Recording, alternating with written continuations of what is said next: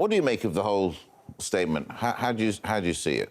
Yeah, hi, Murad. In a 15-minute televised speech earlier on Wednesday, Vladimir Putin announced partial mobilization across Russia that starts straight away. Vladimir Putin added, stressing that only those who have combat experience or military specializations, those from the country's military reserve, and those who have already been serving military service here in Russia will be mobilized.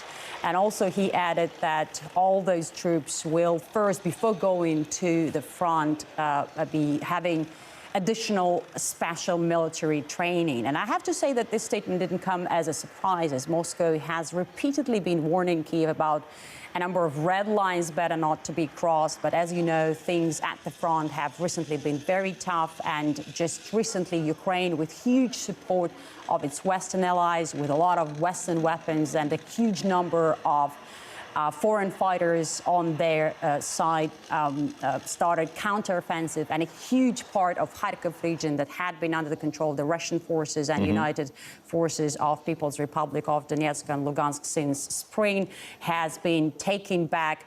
Of course, this is something that Russia cannot ignore, and Vladimir Putin said that while Kiev seems not to be ready to stop, it's a necessary step, mobilization, and also he said that this is actually a duty of Russia. Let's take a listen.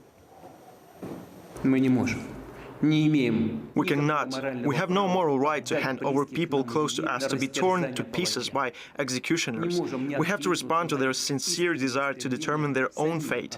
The parliaments of the People's Republics of Donbass, as well as the military-civilian administrations of the Kherson and Zaporozhye regions, decided to hold referendums on the future of these territories and turned to us, to Russia, with a request to support such a step. We know that the majority of people living in the territories liberated from neo-Nazis, which are the primary historical lands of Novorossiya, do not want to be under the oppression of a neo-Nazi regime. In Zaporozhye, in the Kherson region, in Lugansk and Donetsk, they have seen and are seeing the atrocities committed by neo-Nazis in the occupied areas of the Kharkiv region. These heirs of Bandera and Nazi punishers kill people, torture, throw them into prison, settle scores and mock civilians. Speaking after the president, Defense Minister Sergei Shoigu gave a little bit more details on mobilization. He said that currently there are 25 million people here in Russia eligible for mobilization, but we are now talking only about 300,000 people mobilized. And he also emphasized that university students and those who are currently serving military service here in Russia will not be mobilized. And he stressed that all those additional troops will go to the front, not to take part in new offensives, but to help keep the already taken territories and provide additional control over these regions. Right, so more of a security thing. Now, with all these sort of, the mobilization of military to the region, do you think that's going to change the status quo of the, is it still a military operation? Vladimir Putin stressed that the status of Moscow's special military operation on the ground does not change with this recent announcement. It will continue according to the plan. And while Vladimir Putin said the West is actually seeking to weaken Russia and eventually actually destroy Russia, the aim of the Russian operation on the ground is to counter these efforts. And Vladimir Putin also reminded that Russia did that already in the past and will do it again, stopping all those seeking to control the world. Let's take a listen what Vladimir Putin had to say. Our country possesses various weapons, and in some components they are more advanced than what NATO countries have. Under a threat to our country's integrity, to protect Russia and our people, we will use every possible means, and we are not bluffing.